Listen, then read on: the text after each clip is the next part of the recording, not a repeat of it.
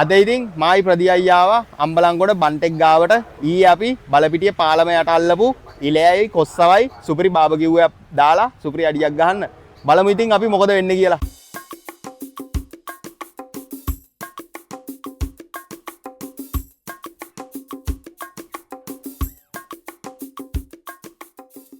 අපි ඉතින් දැන් මුලින්ම අපේ මාළු දෙන්නම සුද්ධ කරගන්න හදන්නේ. මුලින්ම මේ විදියට ගෑරුප්පුවකින් කොර ගහ ගන්න. ඉතින් ගෑරුප්පුවෙන් කොර ගහ ගන්න එක ලේසි. මේ ගොඩක් පහසු ක්‍රමයක් තමයි ගෑරුප්පුවෙන් කොර ගහ ගන්න එක.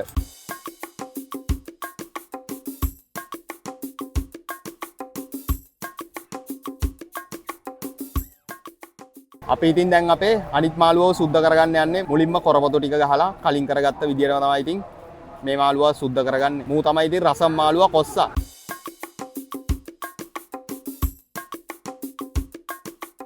ඉතින් දැන් අපි මාළු දෙන්නම සුද්ධ කරගෙන ඉවරයි. මේ තින් අපි සුද්ධ කරගත්ත අපේ මාළු දෙන්න. දැන් ඉතින් අපිට තියෙන්නේ මේ මාළු දෙන්නව සීසන් කරගන්න.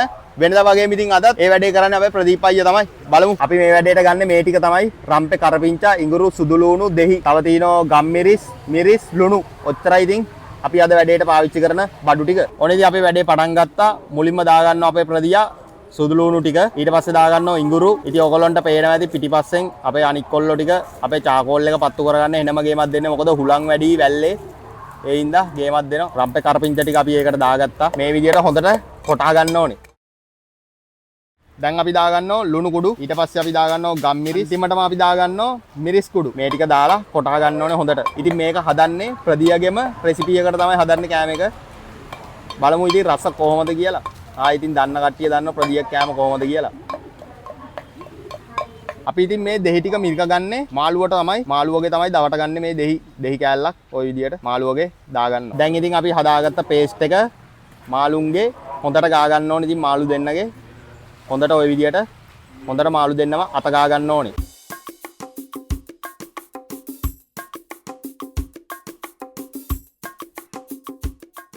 දැන් ඉතින් චාකෝල් එක පත්තු වෙලා තින්නේ. දැන් ඉතින් තින්නේ මාළු දෙන්නව පුච්ච ගන්න.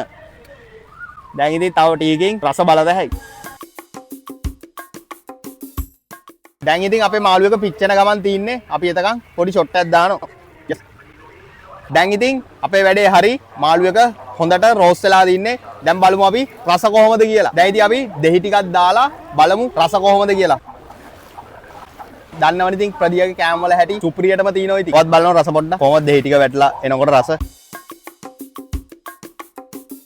එහෙනම් ඉතින් ආයෙත් දවසක මේ වගේ සුපිරි වීඩියෝ එකකින් හමු වෙමු. ජය වේවා.